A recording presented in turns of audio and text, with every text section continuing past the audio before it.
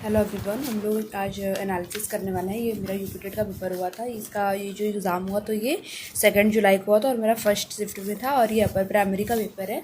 तो पहले हम इसे सॉल्व कर लेंगे कि इसका हम एनालिसिस करते हैं कि पहले क्वेश्चन इजी थे, इजी टू मॉडरेट क्वेश्चन थे हम लोगों के शिफ्ट के। तो जैसा कि हम लोग का फर्स्ट क्वेश्चन है कि आसान से कठिन की ओर बढ़ने पर जोर देने वाला शिक्षण सिद्धांत किसका समर्थन करता है? संज्ञानात्मक सहारा का। और उसी तरह है दूसरा का, कड़ी आलोचना के बाद जो हम लोग का ये जो क्वेश्चन है सीडीपी का, जो सीडीपी था, ये बहुत ही मतलब कि क्वेश्चन कॉन्सेप्चुअल थे, ठीक है, और बेसिक अंडरस्टैंडिंग पे क्वेश्चन थे। तो जैसे सेकंड क्वेश्चन था कि कड़ी आलोचना के बाद भाग लेना बंद कर देने वाला छात्र निम्नलिखित में से किस सीमा का प्रदर्शन करता है? तो इसका आंसर है दंड आधारित नियंत्रण। और ठीक उसी तरह है कि फिर जैसे कि मैंने ये पूरा ये जो मैंने ग्रीन ग्रीन टिक करा है, ये मेरे राइट आंसर, और ये मैंने इसे आंसर की से मैंने मैच करा है। तो मैं लास्ट में बताऊँगी कि मेरे स्कोर कितने बने हैं। फिर किशोरों को, और ये मैंने अगर मैंने जो यूपी टेट का जो प्रिपरेशन करा है वो बहुत ज़्यादा दिन का नहीं करा था। मुझे लगता है मुश्किल से 10 से 15 दिन की मेरी 10 से 15 दिन की मेरी प्रिपरेशन थी। तो वैसे तो इस बार सब लोग ऐसा कह रहा है कि पेपर अगर नहीं पढ़ो तो फिर भी क्लियर हो जाता। हाँ, सही बात है, क्लियर हो जाता, बट थोड़ी अंडरस्टैंडिंग तो हो गई ना कि मतलब यूपी टेट में क्या क्वेश्चन है, क्या सिलेबस है, क्या पैटर्न है एग्ज़ाम का, बहुत कुछ पता चलता है पढ़ने से। तो हमारा थर्ड क्वेश्चन है कि किशोरों की स्वायत्तता को की आवश्यकता होती है क्योंकि वे स्वतंत्रता चाहते हैं, ठीक है। फिर इक्विटी समानता से अलग है क्योंकि इक्विटी का मतलब होता है ज़रूरत के आधार पर निष्पक्ष सहायता। फिर है हमारा अवधारणा मानचित्र जैसी शिक्षण रणनीतियों को रणनीतियाँ ज्ञान का संगठन को बढ़ाती है, ठीक है। फिर मेरा नेक्स्ट क्वेश्चन क्या है कि यदि कोई किशोर कठिन कार्यों को करने से इनकार करता है तो ये दर्शा सकता है सफलता का व्यय। फिर था कि सहयोगी सीखना समावेशन को बढ़ावा देता है, सहपाठियों के सहयोग को बढ़ाना। फिर नेक्स्ट क्वेश्चन तो क्या है, किशोरावस्था भावनात्मक परामर्श को मुख्य रूप से काम करता है चिंता और भ्रम, ठीक है। तो ये इस पेज का मेरे मतलब कि लगातार 8 क्वेश्चन मेरे सही ही थे। एंड नेक्स्ट देखते हैं, और नेक्स्ट था हमारा नेक्स्ट क्वेश्चन क्या है कि पढ़ने की खराब आदतों के कारण असफल होने वाले किशोरों में किस चीज़ की कमजोरी झलकती है? तो ये रहेगा आत्मनियमन, ठीक है। फिर नेक्स्ट क्वेश्चन क्या है कि थांडाई के अनुसार सीखना तब तक प्रभावी ढंग से नहीं होगा जब तक कि सीखने वाला तैयार हो, ठीक है। फिर नेक्स्ट क्वेश्चन क्या है कि घर और स्कूल के माहौल को प्रभावित कर अधिगम इन बातों को उजागर करता है। तो ये मेरा क्वेश्चन, मैंने इसका आंसर करा था पर्यावरणीय कारक। फिर नेक्स्ट क्वेश्चन तो क्या था कि केवल अंकों से प्रेरित छात्र मुख्य रूप से बाहरी प्रेरणा द्वारा प्रोत्साहित होता है, ठीक है। फिर नेक्स्ट क्वेश्चन क्या था कि एक कक्षा 7 का छात्र सामाजिक चिंता के कारण समूह कार्य से बचता है तो सबसे प्रभाव समावेशी रणनीति होगी सहपाठियों के सहयोग से धीरे धीरे भागीदारी को बढ़ाना। तो देखिए, इसमें जो क्वेश्चन है ये हम बेसिक अंडरस्टैंडिंग से भी इस क्वेश्चन हम लोग अच्छे से सॉल्व कर लेंगे। फिर नेक्स्ट था कि ग्रुप प्रोजेक्ट साझा तर्क को प्रोत्साहित करके द्वारा सीखने को बढ़ावा देते हैं। तो जैसा कि इस बार का जो हमारा पेपर बना था वो टीचर लोगों के रिस्पेक्ट में उनको ध्यान में रख के बनाया गया था। हाँ, ठीक है, मतलब उन लोगों ने टीचर्स के लिए थोड़ी सहूलियत बरती कि पेपर को इजी करा, लेकिन एक एग्ज़ाम का प्रेशर अलग होता है। और जैसा कि टीचर्स लोगों ने अपना एग्ज़ाम दिया तो सभी लोगों ने एग्ज़ाम जाके दिया, लेकिन अब वही एज के बाद 55, 56, 60 के बाद जाके एग्ज़ाम देना और उस प्रेशर को हैंडल कर पाना बहुत बहुत मुश्किल होता है, बहुत चैलेंजिंग होता है और सब लोग नहीं कर पाते हैं। तो इसलिए मुझे जहाँ तक लगता है कि टीचर्स लोगों के लिए अलग कट ऑफ बनाना चाहिए, उनको एक 75 कट ऑफ रखनी चाहिए ताकि उन लोग अच्छे से उन लोग को ज़्यादा इशू ना हो और वो अच्छे से यूपीटेट क्वालिफाई कर ले, क्योंकि इस एज में भी 80+ मार्क्स लाना बहुत बड़ी बात होती है। तो चलिए हम लोग अपने फिर से क्वेश्चन पे आते हैं। किशोरावस्था के दौरान गणित सीखने से ठहराव अमूर्तता की बढ़ती मांगों के कारण हो सकता है, जो मेरी संकेत है। मैंने इसका क्वेश्चन गलत कर दिया था, मैंने लगाया था कि सुदृढ़ीकरण की अनुपस्थिति, बट इसका राइट आंसर रहेगा विकासात्मक संक्रमण कठिनाई। इसका राइट आंसर ये रहेगा, और मैंने गलती करा था यहाँ पे सुदृढ़ीकरण की अनुपस्थिति मैंने टिक करा था। एंड नेक्स्ट क्वेश्चन क्या है कि समावेशी स्कूल वातावरण की विशेषताएँ हैं, तो यहाँ मैंने लगाया था सम्मान और सहभागिता। अब हम देखते हैं कि 17 क्वेश्चन क्या है। सुकरात की शिक्षण पद्धति मुख्य रूप से इनमें से किसको बढ़ावा देती है। तो सुकरात का तो क्या था, प्रश्न पूछकर आलोचनात्मक चिंतन करना। फिर हमारा नेक्स्ट क्वेश्चन था, किशोरावस्था में सीखी हुई लाचारी का सबसे सीधा प्रभाव पड़ता है। तो इसका राइट आंसर हो जाएगा दृढ़ता और प्रयास। फिर थार्नडाइक के प्रयास और त्रुटि अधिगम सीमित है क्योंकि ये संज्ञान की उपेक्षा करते हैं। तो देखिए यहाँ पे आप क्या कर सकते हैं कि अगर आपको मतलब नहीं पता है तो आप आंसर पे एलिमिनेट कर सकते हैं।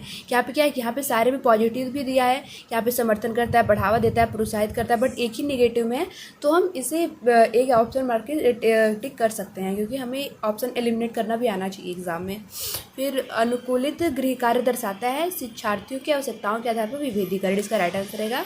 फिर अलग अलग समूहों के बीच टकराव के दौरान एक समावेशी सुविधाकार को इसे प्राथमिकता देनी चाहिए। तो इसका राइट आंसर हो जाएगा शांत और सम्मानजनक चर्चाएं।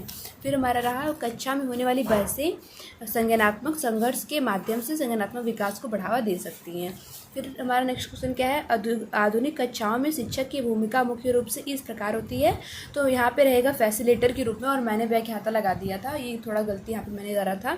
तो ये छोटी मोटी इसलिए मिस्टेक होती रहती है एग्ज़ाम में, और यहाँ पे मैंने व्याख्याता लगा दिया था, और जब मैंने ओएमआर फिल कर दिया तो फिर याद आया यार, मतलब कि तब ध्यान आया कि यहाँ पे फैसिलिटेटर होना चाहिए। एंड नेक्स्ट हमारा क्वेश्चन क्या है कि आशुबेल के अनुसार सीखने में विफलता तब हो सकती है जब शिक्षक पूर्व ज्ञान की अनदेखी करता है, ठीक है। फिर हमारा नेक्स्ट क्वेश्चन है कि पठार को निम्न तरीकों से पार किया जा सकता है। तो इसका राइट आंसर रहेगा शिक्षक की रणनीति बदलना। फिर हम नेक्स्ट आप पे आते हैं। फिर हमारा नेक्स्ट क्वेश्चन है कि अनुकूलित शिक्षण अधिगम सामग्री टीएलएम की आवश्यकता इसलिए है क्योंकि शिक्षार्थियों की आवश्यकताएं भिन्न होती है, ठीक है। फिर हमारा नेक्स्ट क्वेश्चन क्या है कि सीखने की सबसे अच्छी परिभाषा है। तो यहाँ पे भी मैंने गलती करा है। यहाँ पे रहेगा कि अनुभव के कारण व्यवहार में होने वाला अपेक्षाकृत अस्थायी परिवर्तन, और मैंने यहाँ पे मैच्योरेशन डाल दिया। तो ये बहुत बड़ी मिस्टेक मुझसे हुई थी, और क्या कर सकते हैं, जो एमआर में गलती किया जैसे फिर सुधारा नहीं जा सकता उसी तरह। फिर हमारा नेक्स्ट क्वेश्चन क्या है, 28 की बच्चों के विकास के सामान्य सिद्धांतों के अनुसार विकास को निरंतर प्रक्रिया क्यों माना जाता है। यहाँ पे रहेगा कि विकास जन्म से पहले से लेकर मृत्यु तक जारी रहता है।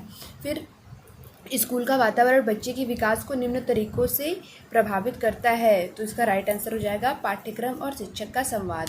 फिर उसी तरह यहाँ पे मैंने ये क्वेश्चन मेरी गलती करी थी कि अत्यधिक स्क्रीन समय और अनियमित दिनचर्या के कारण किशोरों का देर रात तक जागना मुख्य रूप से किन कारणों में होने वाली कठिनाइयों का उदाहरण है। मैंने यहाँ पे डाल दिया था पुअर मोटर कोऑर्डिनेशन, बट इसका आंसर रहेगा पर्यावरणीय कारक। एंड ये रहे मेरे 30 जीडीपी के क्वेश्चन जो कि मैंने आप लोगों को पूरे करा दिए, और मेरे इसमें 26 मार्क्स बने हैं इस पूरे मतलब कि सीडीपी के पोर्शन में। और हम लोग नेक्स्ट सेक्शन पे आते हैं, वो है हिंदी। तो सीडीपी का देखते हैं हिंदी लैंग्वेज है कि मेरा फर्स्ट लैंग्वेज। इसमें कि निम्न में पाई जाने वाली तिरछी रेखा के रूप में लगे आर युक्त शब्द को चुनिए। तो इसका मैंने सक्रम रहेगा, मेरा राइट रहा। फिर मेज पर पुस्तक रखी, ये सरल वाक्य है। र के साथ उ या उ की मात्रा बीच में लगती है, और निम्न में अर्ध विराम का सही प्रयोग, राम स्कूल गया, श्याम घर पर रहा। जो क्या बोलते हैं हिंदी जो लैंग्वेज था वो इजी दिया था, मतलब कि इससे सब लोग अपने मार्क्स गेन कर सकते हैं अगर कोई अच्छा अटेम्प्ट करा तो। फिर क्या था कि इसको बस बहुत ध्यान से देने का था क्योंकि इजी तो क्वेश्चन थे, बट अगर हम लोग थोड़ा भी मिस्टेक करते, थोड़ा भी इधर उधर ध्यान गया तो फिर मार्क्स नहीं अच्छे बन पाते हैं। फिर क्या था कि संयुक्ताक्षर शब्दों में व्यंजन के बीच क्या नहीं होता है। तो इसका राइट आंसर हो जाएगा स्वर। फिर उसके बाद क्या था कि किला और किला का, तो इसका किला का मतलब दुर्ग रहेगा, और किला का मतलब कि धातु की बनी किल। फिर रहा अनुस्वार युक्त शब्द चुने, तो ये रहा संगठन। फिर त्र शब्द यहाँ पे बनेगा त्र। फिर दुष्चरित का सही समास विग्रह क्या रहेगा, बुरा है जो चरित्र, ठीक है। फिर हमारा नेक्स्ट क्वेश्चन था कि चंद्रवदन क्या होगा कि चंद्र के समान वदन, इसका राइट आंसर हो जाएगा चंद्र के समान वदन। फिर निश्चल का संधि रूप है निश्चल। फिर ध्यानपूर्वक यह शब्द किस क्रिया विशेषण का है, तो इसका राइट आंसर हो जाएगा रीतिवाचक। और फिर उचित विराम चिन्ह क्या है, मुझे आम सेब कामा केला और अंगूर पसंद है। और जब और लगता है तो फिर कॉमन नहीं लगता है। फिर निम्नलिखित संबोध बोधक अव्यय क्या है, की और, यहाँ पर रहेगा संबंध बोधक अव्यय। फिर मे का समानार्थी बादल, इसमें देश शब्द गड़बड़ रहेगा। और घाट, घाट का पानी पीने का अर्थ है काफ़ी अनुभव होना। राम प्लस आलय का संधि रूप रहेगा रामालय। और उसका सिर खुजलाता है, तो ये मैंने यहाँ पे गलती कर रही थी, सकर्मक मैंने लगा था क्योंकि मैंने क्वेश्चन सही से नहीं पढ़ा था। यहाँ पे क्वेश्चन पढ़ने में मुझे मिस्टेक हो गई थी और जिससे मैंने क्वेश्चन गलत कर दिया। यहाँ पे यह कर्मक क्रिया रहेगा और मैंने सकर्मक लगा दिया था। फिर मेरा नेक्स्ट क्वेश्चन क्या है कि मेरा विचार है कि आज घूमने चले, तो इसका राइट आंसर मैंने इसका ये मिश्र वाक्य रहेगा क्योंकि यहाँ पे की लगा है बीच में, ये की, और मैंने सरल वाक्य कर दिया था। यही सब मिस्टेक्स किए हैं। फिर श्याम पानी पीता है, तो इसका राइट आंसर हो जाएगा एक कर्मक क्रिया है। भैंस का दूध कितने रुपए की लीटर है, ये द्रव्यवाचक हो जाएगा क्योंकि इसमें दूध पूछा कौन संज्ञा है। फिर चंद्रमा था ब्राह्मण के लिए द्विज का प्रयोग होता है। और तरंग और तुरंग में रहेगा लहर और अश्व को बोलते हैं तरंग और तुरंग। और चुल्लू भर पानी में डूब मरना का अर्थ है कि शर्म अनुभव करना। और दंत का तद्भव रूप है दांत। और महल शब्द का विपरीतार्थक होता है झोपड़ी। फिर उसी तरह ये गद्य पढ़ना था और गद्य पढ़ के इसका आंसर देना था। तो पहले में पहचान रहेगा क्योंकि यहाँ पे वो लिखा था कि मैंने वो नहीं करा है, लेकिन कहानी की जानने के बराबर, मतलब जब गद्य पढ़ेंगे तो उसका आंसर आप कर लेंगे। फिर उसके बाद दूसरे में चौक पूर्णा रहेगा कि उत्तराखंड में एपड़ को उत्तर प्रदेश में चौक पूर्णा से जानते हैं। उत्तराखंड के एपड़ को उत्तर प्रदेश में चौक पूर्णा के नाम से जाना जाता है। फिर हमारा नेक्स्ट क्वेश्चन लास्ट में था कि हिंदुस्तान के अंदर की ही हिंदुस्तानी कला को जानना आदि कहानी जानने के बराबर है। तो मेरे मार्क्स पूरे, मतलब आंसर किसे मिलाने से मेरे पूरे 28 मार्क्स बने हिंदी में और 26 मार्क्स बने CDP में। अब मेरा नेक्स्ट सेक्शन आ जाता है इंग्लिश। तो इंग्लिश का देख लेते हैं कितने इंग्लिश में मैंने सही करे हैं। तो आ जाइए डिस्कस करते हैं। तो इंग्लिश में क्या है कि choose the which of the expression frequency, कि मतलब कौन सा एडवर्ब फ्रिक्वेंसी एक्सप्रेस कर रहा है। तो यहाँ पे रहेगा कि ही often visit the library after classes. यहाँ पे ऑफन आ रहा है तो ये फ्रिक्वेंसी को डिनोट कर रहा है, ठीक है। फिर क्या था कि चूज़ द करेक्ट इंट्रोगेटिव, हम लोग को डालना था कि करेक्ट इंट्रोगेटिव कौन सा सेंटेंस है। तो ये रहेगा did the student submit the assignment yesterday. फिर choose the sentence with an appropriate conjunction indicating purpose. तो यहाँ पे he studied hard so that he could qualify for the fellowship. मतलब कि इंग्लिश भी ईजी टू मॉडरेट था। Easy to moderate कह सकते हैं कि मतलब ये थोड़े से पंक्चुएशन मिस्टेक हुए, बाकी इंग्लिश ईजी ही थी। फिर यहाँ पे मैंने गलती करा है कि select the sentence containing the correct use of preposition with noun.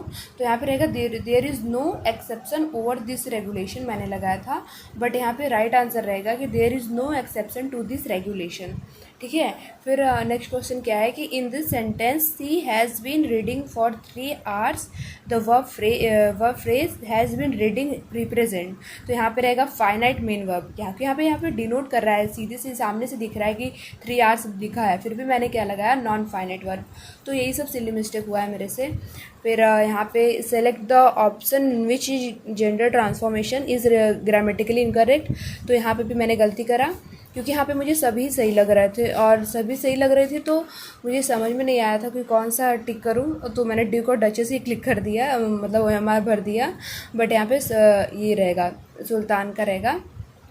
तो फिर उसके बाद हम देखते हैं नेक्स्ट क्वेश्चन क्या है कि select the option in which the complete subject has been identify correctly.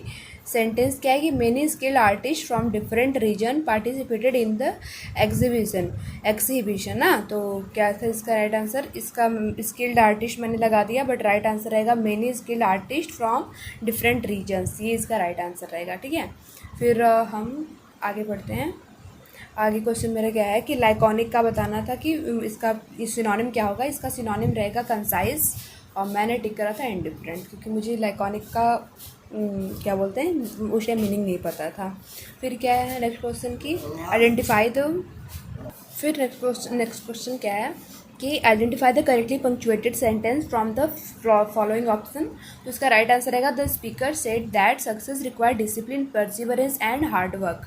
ठीक है, ये इसका राइट आंसर रहेगा। फिर नेक्स्ट क्वेश्चन क्या है, select the word in which the silent letter does not belong to the same sound pattern in to as the others. तो यहाँ पे घोस्ट रहेगा, ये बहुत ईजी था। फिर choose the correct plural form to complete the sentence. The committee evaluated several strict before approving the research. Strict के बाद क्या रहेगा, क्राइटेरिया। यहाँ पे क्राइटेरिया लगाना था क्योंकि जो क्राइटेरियंस है वो बोलते हैं कि ये सिंगुलर होता है और इसका जो क्राइटेरिया है वो प्लूरल फॉर्म होता है। तो यहाँ पर रहेगा strict criteria before approving the result proposal for funding. And next आ जाता है 72 क्वेश्चन। अब क्या है कि choose the following, choose the sentence maintains grammatical accuracy while conveying a polite request. तो यहाँ पे रहेगा, यहाँ पे मैंने मिस्टेक करा है, यहाँ पे रहेगा kindly land me your notes for a day, और मैंने लगाया kindly you land me your notes for a day. मतलब मैंने यहाँ पे यू का जो मिस्टेक करा है, पहले मैंने यू पे यहाँ पे जो टिक करा है वो नहीं रहेगा, बस kindly land me your notes for a day रहेगा। फिर क्वेश्चन क्या है कि select the correctly reported form of the sentence. The teacher said let us begin the discussion immediately. तो यहाँ पे रहेगा कि the teacher suggested that they should begin the discussion immediately, इसका राइट आंसर रहेगा। फिर यहाँ पे भी मैंने मिस्टेक करा, select the sentence that correctly transform the given active voice into passive voice.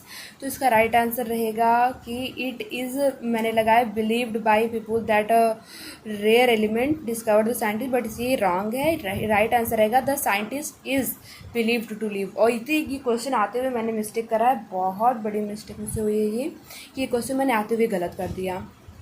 फिर क्या है यहाँ पे कि select the sentence in which a preposition is used correctly. तो ये भी मैंने गलती करा, यहाँ पे मैंने अबाउट ऑन लगा दिया, बट अबाउट ऑन नहीं रहेगा, सिर्फ एक ही प्रीपोजिशन रहेगा और मैंने दो दो लगा के दिया। ये सब गलतियाँ हुई हैं तो इससे मेरे मार्क्स कम बने हैं।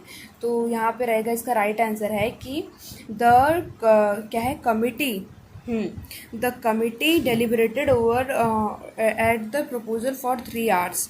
तो ये उसका राइट आंसर रहेगा कि the committee deliberated on the proposal for 3 hours, ये इसका राइट आंसर रहेगा। फिर नेक्स्ट क्वेश्चन क्या है कि select sentence that correctly use correlative conjunction. तो इसका राइट आंसर रहेगा neither the manager not the employee were willing to compromise. ठीक है, फिर नेक्स्ट क्वेश्चन क्या है कि choose the word that belong to the category of an abstract noun is the sentence her kindness impressed everyone। तो यहाँ पे kindness जो रहेगा वो इसका क्या बोलते हैं, abstract noun रहेगा। फिर नेक्स्ट क्वेश्चन क्या है कि which word is closest synonym of audacious। तो audacious का closest synonym रहेगा bold। एंड नेक्स्ट क्वेश्चन क्या है कि choose the option that correctly complete the sentence। तो यहाँ पे राइट आंसर रहेगा pursuit रहेगा। फिर नेक्स्ट क्वेश्चन क्या है कि which sentence uses the interjection correctly। तो यहाँ पे राइट आंसर रहेगा हुर्रे द टीम वॉन, क्योंकि यहाँ पे एक्सक्लेमेशन लगा है, तो ये इसका राइट आंसर रहेगा इंटरजेक्शन के उसमें। फिर हमारा नेक्स्ट क्वेश्चन है कि in the sentence you must complete the assignment today. तो यहाँ पे हमें बताना था कि the verb must is classified as the modal auxiliary verb रहेगा। फिर नेक्स्ट क्वेश्चन क्या है, choose the most appropriate word to complete the sentence. तो यहाँ पे रहेगा the director stated that anybody failing to comply with revised regulation would not be permitted to participated in the academic conference। तो ये रहे last question, last page है कि choose the sentence in which adjective and its degree are used without grammatical error. तो इसका right answer रहेगा कि the analytical report is superior to the previous publication. फिर क्या है कि select the sentence containing a correctly use reciprocal pronoun. तो यहाँ पे रहेगा the two brother blamed each other for the incident. फिर यहाँ पे रहेगा कि मुझे कॉमन नाउन से प्रॉपर नाउन में जाना था, तो रिवर से मैंने गंगा पे टिक करा। फिर choose the word correctly from the root word of to fit the sentence. तो इसका राइट आंसर रहेगा, मतलब राइट आंसर अनऑथराइज्ड रहेगा और मैंने ऑथराइज्ड लगाया है। फिर 87 क्वेश्चन का आंसर क्या रहेगा, द एंटोनिम ऑफ एसेंट का रहेगा डिसेंट। ठीक है, फिर अब मुझे यहाँ पे पैसेज पढ़ के आंसर देना था, तो यहाँ पे ड्यूरिंग अ बिजनेस ट्रिप, ये पहला ऑप्शन रहेगा, सॉरी ये गलत है, यहाँ पे रहेगा in his garden while meditating. उसने वो देखा था, क्या बोलते हैं, उसने industrialist when he had an mystical experience. फिर नेक्स्ट क्वेश्चन क्या था, अकॉर्डिंग टू पैसेज का ही आंसर देना था, तो he had to embark on second long and arduous journey. फिर लास्ट क्वेश्चन का आंसर है he longed for a god and felt love. तो ये रहे मेरे इंग्लिश के मार्क्स। इंग्लिश का सेक्शन क्वेश्चन तो इजी टू मॉडरेट था, बट मेरा अच्छा नहीं गया, सिर्फ मैंने 21 मार्क्स ही गेन करे इसमें इंग्लिश में। अब आते हैं किस पे, तो ये रहा मैथ्स का क्वेश्चन, मैथ का सेक्शन। और मैथ्स के सेक्शन में मेरा एकदम क्या बोलते हैं टाइम एकदम आउट हो गया था। मैंने सोचा था इसको लास्ट में रखेंगे, और टाइम क्यों इतनी जल्दी निकल गया क्वेश्चन पढ़ने में कि पता नहीं चला। और फिर मैंने बहुत मतलब जो भी क्वेश्चन सॉल्व करा वही कर पाई सही में, बाकी जो कुछ भी मैंने इधर उधर से टिक करा सब गलती हो गया। तो मेरे मैथ्स में 15 मार्क्स बने हैं, और बाकी मैं इसका क्वेश्चन लास्ट में एक्सप्लेन करूँगी कि कैसे कैसे मैथ सॉल्व किया जाता है। अगर आपको वीडियो चाहिए तो आप कमेंट कर सकते हैं, मैं मैथ्स का सोल्यूशन डालूँगी। फिर अब आ जाता है साइंस देख लेते हैं। तो ये रहा साइंस का पोर्शन, और यहाँ से देख लेते हैं कि यहाँ पे भी मैंने पहले ही गलती करी थी। ये सब थोड़े थोड़े मिस्टेक बहुत ही अजीब हुए हैं। तो यहाँ पे पहले था कि नदियों में छोड़े जाने वाले मलजल और उर्वरकों को औद्योगिक अपशिष्टों का सबसे अच्छा वर्णन करता है, तो यहाँ पे रहेगा जल प्रदूषक, और मैंने जैव निम्नीकरण अपशिष्ट डाल दिया। ये सब मिस्टेक। फिर असंरक्षित वायु की अनुपस्थिति किसी विलगित निकाय को यांत्रिक ऊर्जा होती है, तो इसका आंसर रहेगा सदैव बढ़ती हुई, और मैंने सदैव नियत लगाया, और बायो के पोर्शन से थोड़े ज़्यादा दिए थे। तो फिर ये नेक्स्ट क्वेश्चन क्या था कि आर्किया को यूबैक्टीरिया से एक अलग डोमेन मुख्य रूप से इन अंतरों के आधार पर वर्गीकृत किया गया। तो ये बायो का क्वेश्चन था कि ईथर लिंक्ड झिल्ली लिपिड और अद्वितीय राइबोसोमल आरएनए अनुक्रमों का होना। फिर नेक्स्ट क्वेश्चन था कि कूलम्ब के नियम के अनुसार मुक्त स्थान में दो स्थिर आवेशों के बीच लगने वाला स्थिर वैद्युत बल दूरी के साथ दूरी के वर्ग के व्युत्क्रमानुपाती होता है। फिर लास्ट क्वेश्चन था कि पहला एंटीबायोटिक पेनिसिलिन मूल रूप से किस कवक से खोजा गया था। तो उतना तो आइडिया नहीं था, बट पेनिसिलिन पढ़ के मैंने पेनिसिलियम नोटेटम मारा था, और बट ये सही हो गया था, क्योंकि बायो से मेरा बायो स्ट्रीम रहा नहीं, इसलिए बायो तो गया, और मैथ्स था तो मैथ्स के लिए टाइम नहीं बचा। ये रहा नेक्स्ट क्वेश्चन कि यहाँ पे था कि 2 kg पानी का तापमान 5 डिग्री सेल्सियस बढ़ाने के लिए कितनी ऊष्मा की और ऊर्जा की आवश्यकता होती है। तो इसका राइट आंसर मैंने 42 जूल डाला। फिर हमारा नेक्स्ट क्वेश्चन क्या है कि सोडियम धातु की मिट्टी को तेल के नीचे भी रखा था, क्योंकि हवा और नमी के साथ जोरदार प्रतिक्रिया करता है। फिर यहाँ पे नेक्स्ट क्वेश्चन रहेगा कि कौन सा मानक परिस्थितियों में ऑक्सीजन का पूछा था कि कितना है, तो 21%। फिर यह परिकल्पना कि शारीरिक रूप से आधुनिक होमोसेपियंस का विकास अफ्रीका में हुआ और बाद में दुनिया के अनेक हिस्सों में फैल गए, तो उसे आउट ऑफ अफ्रीका परिकल्पना बोलते हैं। फिर था कि 4 kg द्रव्यमान का 1.8 मीटर सेकंड की इसको सॉल्व करना था, तो इसका राइट आंसर 16 न्यूटन आया। फिर मेरा था कि बैक्टोलाइट को थर्मोस्टेटिंग प्लास्टिक के रूप में वर्गीकृत किया जाता है, क्योंकि ये, तो इसका राइट आंसर रहेगा कि एक बार जम जाने पर पुणे से ढाला नहीं जा सकता ना बैकेलाइट को, तो ये इसका राइट आंसर है। फिर क्या था कि पैरामीशियम को प्रोटिस्टा जगत में रखा गया है, और इसकी विशेषता बाह्य संरचना का उपयोग करके होना है। तो जिसने कहा था, तो मुझे इसका भी आंसर नहीं पता था, बट मैंने पैरामीशियम से मैंने डिकोड करा आंसर, और पैरामीशियम से मैंने सीलिया आंसर करा था, तो और ये आंसर राइट भी हो गया था। तो ये रहे नेक्स्ट क्वेश्चन। अब आते हैं कि द्विबीजपत्री तनों में संवहनी बंडलों को खुला कहा जाता है, क्योंकि उनमें जाइलम और फ्लोएम के बीच में कैम्बियम जो द्वितीयक वृद्धि को संभव बनाता है। फिर तोड़े गए कपास के गोलों से कपास के रेशों के बीच से अलग करने की प्रक्रिया कहलाती है जीनिंग। फिर ऑनलाइन परीक्षा के दौरान एक छात्र कंप्यूटर सिस्टम को डेटा और निर्देश प्रदान करने के लिए उपकरण, तो इसका राइट आंसर कीबोर्ड रहेगा। फिर एनसीईआरटी 2005 के अनुसार स्कूली स्तर पर विज्ञान शिक्षा का मुख्य उद्देश्य है। तो ये सब क्वेश्चन हम बेसिक अंडरस्टैंडिंग का था, तो ये सब क्वेश्चन सही हो गया था। फिर यहाँ पे आ जाते हैं कि निम्न किसका उपयोग ये जानने के लिए कहते हैं कोई पदार्थ अम्लीय या क्षारीय, तो उसका राइट आंसर लिटमस घोल हो जाएगा। और थोड़े नीचे थोड़ा सा क्रिस क्रॉस हो चुका है, वो सब मैंने थोड़ा रफ दिए नहीं थे इन लोग को क्वेश्चन सॉल्व करने के लिए मैथ का। फिर हम आते हैं नेक्स्ट क्वेश्चन पे कि क्या है, कम सांद्रता में भी कार्बन मोनोऑक्साइड को कार्बन डाइऑक्साइड की तुलना में मानव स्वास्थ्य के लिए अधिक खतरनाक क्यों माना जाता है। तो इसका राइट आंसर रह जाएगा कि यह हीमोग्लोबिन के साथ मजबूती से जुड़कर कार्बोक्सी हीमोग्लोबिन बनाता है, जिससे रक्त ऑक्सीजन परिवहन कम हो जाता है। तो ये इसका राइट आंसर रहेगा। फिर यहाँ पे भी मैंने गलती करा था, यहाँ पे पूछा था कि विषुवत रेखा पर, और यहाँ पे मैंने गलती करा और मैंने 90 डिग्री मान लिया, बट क्योंकि यहाँ पे 0 डिग्री रहेगा, क्योंकि यहाँ पे विषुवत रेखा पर पूछा और मैंने साउथ पोल पर पता नहीं कहाँ से दिमाग में चल रहा था और मैंने 0 डिग्री कर दिया।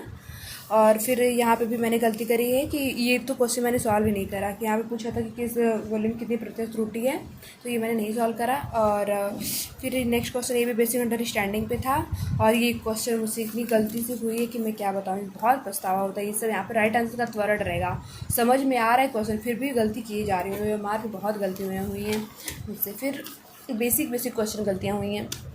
फिर कांच को एक अनाकार ठोस के रूप में वर्गीकृत किया जाता है क्योंकि इसका कोई पिघलने का बिंदु नहीं होता निश्चित, और न ही क्रमबद्ध परमाणु संरचना होती है कांच की।